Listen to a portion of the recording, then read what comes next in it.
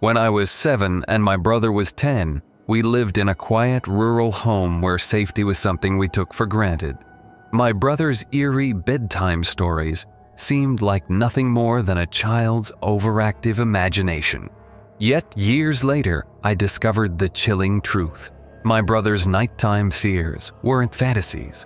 His whispered confessions were a desperate attempt to warn us about a lurking danger that could have shattered our existence. Our dad worked construction out of town back then, so it was often just the three of us at the house, for weeks at a time. My mom and brother had a habit of waking up in the middle of the night to use the bathroom, and as a light sleeper, I always heard them. The creak of the floorboards, the soft shuffle of footsteps, and then, inevitably, the loud flush with the bathroom door wide open. But something changed one night. I heard my brother's slow, sleepy steps heading towards the bathroom. Moments later, his footsteps turned frantic. He sprinted back to his room, diving under his blanket, breathing heavily and trembling with fear. It scared me senseless, but I was too terrified to ask what he had seen. Instead, I lay there, eyes wide open, heart pounding, wondering what could have spooked him so badly. The same thing happened a few times, each episode more unsettling than the last. My brother would wake up, walk to the bathroom, then come running back, hiding under his blanket, visibly shaken. It happened so often that I started to think he was just scared of the dark or something equally harmless. But despite my curiosity, he never talked to me about it. His silence only added to the eerie atmosphere, leaving me to wonder what could be haunting him so persistently. One night, it seemed my brother had reached his breaking point. It was well past our bedtime when our mom roused herself from the couch to shepherd us to bed. As my brother headed to his room, he suddenly turned back toward the bathroom and said, "I'm gonna try to pee before I go to bed," he muttered, his voice trembling. "I've been too afraid to walk to the bathroom the past few nights. I keep seeing a man wearing stripes at the end of the hallway." Our mom, perhaps thinking it was just another one of his spooky tales or being too sleepy to grasp his words, didn't react, but his confession sent a shiver down my spine.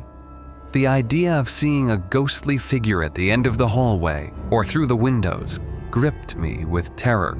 From that night on, I began sprinting from the stairs to my bedroom, fearing what I might see lurking in the shadows. After that night, we never talked about it again. The memory of my brother's trembling confession faded over time, slipping into the recesses of our minds. Slowly, life returned to normal. My brother stopped mentioning the man in stripes, and the eerie encounters ceased. We forgot about the ghostly figure that had once haunted our nights, dismissing it as just another childhood fear.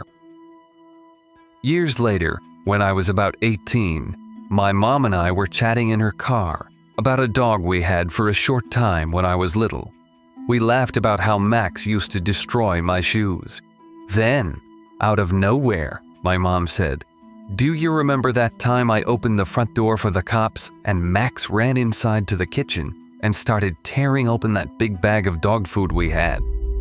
Her words caught me completely off guard. In all the years we lived in that house, we had never called the cops. I felt a jolt of surprise and confusion. I asked her what she was talking about, feeling a strange sense of unease as I waited for her answer. She looked startled. She said she never told me because I was too young at the time. Then, she began to recount a chilling tale from our past. One night, I woke up to strange noises outside my window. When I looked, there was a man staring right into my bedroom. My heart pounded as memories of my brother's stories flooded back. The ghost he saw at the end of the hallway, it couldn't be a coincidence. I pressed her for more details, feeling a mix of dread and curiosity. She continued, "When I turned on the lights, he bolted. I grabbed your dad's pistol and called the cops. I remember he was tall, white male, wearing a striped shirt." When she mentioned the striped shirt, Chills ran down my spine. It was exactly what my brother had described all those years ago. He hadn't been lying or imagining things. The man he had seen at the end of the hallway was real. The same man who had been watching our house through the windows night after night. But that wasn't all. My mom went on to reveal that when the cops arrived, they told her his description matched that of a man they were actively searching for in the area. He had escaped from jail and was on the run for a murder charge. Hearing this, my blood ran cold. The man my brother had seen, the one lurking around our house, was a murderer on the loose. The true danger we had been in all those years ago was almost too horrifying to comprehend. The man in the striped shirt wasn't a ghost. He was a real threat. God knows what he had been planning to do, or what could have happened if my mom hadn't seen him and called the cops. The danger had been all too real, and the thought of how close we came to disaster still sends shivers down my spine.